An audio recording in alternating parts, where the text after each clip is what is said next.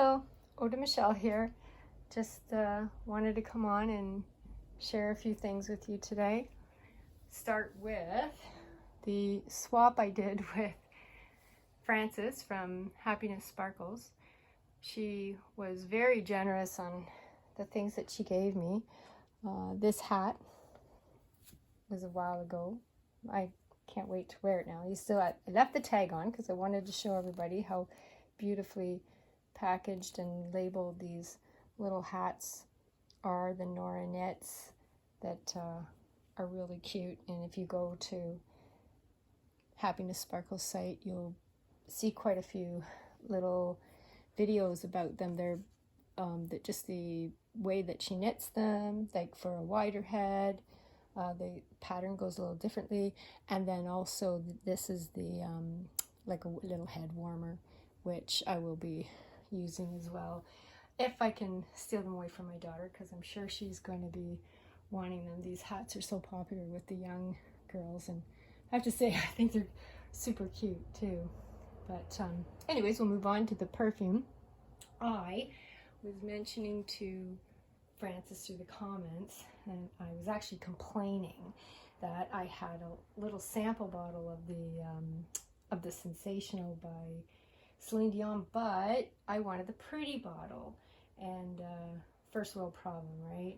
Well, Frances came to my rescue, and she said she had an extra of the little bottle, so I'm so happy to have it. It's just so cute and pretty. I love I forget what you call that, but the glass cutting, the diamond cutting in the glass, and it's just so beautiful. And then she put it in this cute little gift bag, so it felt very special when I got to open it and all. And so I started thinking, wanted to find out a little bit more about that fragrance, Sensational, and I actually found out that it was created by Maurice Roussel, and he created a couple of other fragrances that kind of go along the same lines with that freshness, like DKNY Be Delicious.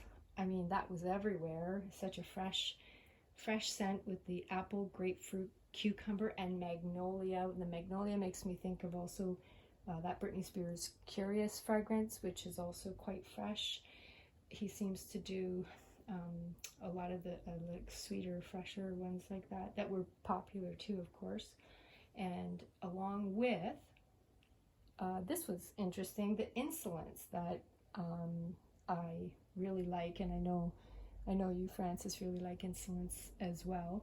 Both the EDP and the EDT were created by him, and this was kind of a coincidence. I gave Frances a decant of the L'Instance de Guerlain, if I'm saying that right. But he also created that, so he was the creator of both these fragrances. That one's from 2003, and it also has like orange, apple, magnolia, but I find the vanilla and the honey are quite prominent in this one. It's not as fresh as the other ones, but I mean, it was just a coincidence, but that was kind of a really neat little thing I found out. Then the other two things that Frances sent my way, I've always wanted to know what this one, it's the sweet pastry, was it Zara's Sweet Pastry in Paris? That's right. And oh my, that one is just ridiculously creamy. Very, very creamy. I find it was lemon, sugar, vanilla, but I smell like coffee cream, 18% coffee cream, but it reminds me a lot of Fresh Cream by Philosophy. That one I had, and so I mean, if you like a creamy scent, this one, of course, the Zara Sweet Pastry in Paris is discontinued. It's ridiculously impossible to get. That's why I was so happy that I got the decant, just so I could experience it. But it Fresh Cream is I found very similar to that one. And then, of course, checking out who created it was Natalie Lorson. And then I found out, again, a whole fragrances that she's done. There was some kind of neat tie-ins there with fragrances that I have that I really like.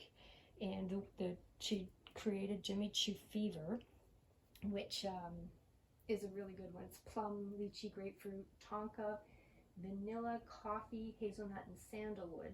I do like it better than the original, but this one here, Jimmy Choo Rose Passion, this one is, I got it because it said Rose Passion, but then when I checked the notes, of course, after I purchased it, there's no rose.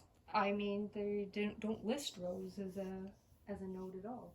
They have frangipani and jasmine, coconut milk, vanilla, and sandalwood. It's from 2023. It's so it's fairly new, but yes, I was expecting rose, but I mean, it's still really good. It's sweet if you like sweeter fragrance. It's very nice. I like that one a lot. Then the other one, going along sweet again, still along Natalie Lorson, nosed by her, is the Lalique Amethyst.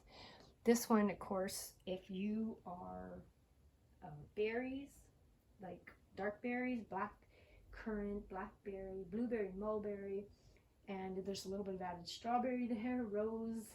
This one does have rose. Lang Lang and woody notes, bourbon, vanilla. For me, it's all about the berries, though. It's just sweet and yummy. I believe Jamie from Not Another Perfume channel, she spoke about this one, and it's yeah, very nice. I think the Eclat 2 is another one that Natalie, if I'm saying that right, Natalie, that she also created. It's very yummy fragrance. Going in a different direction slightly, this is my daughter's. It's Alien Goddess. I just, it's not my favorite, but she really likes it. A good summer fragrance. That one's coconut water, bergamot, jasmine, vanilla, but it's still, it's not, to me, it's not really sweet, but it's probably a little fresher with the coconut milk. Very summery, I guess. Not sunscreeny, but summery along those kinds of lines.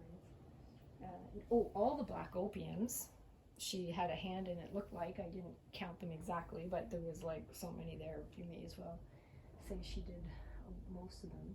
And this was interesting. Johnson & Johnson cologne fragrances, I didn't know even existed, but I guess they just use fragrances that are in the baby cream and powder line, and you can actually buy it just as a cologne to spritz on. So that was kind of a neat little thing.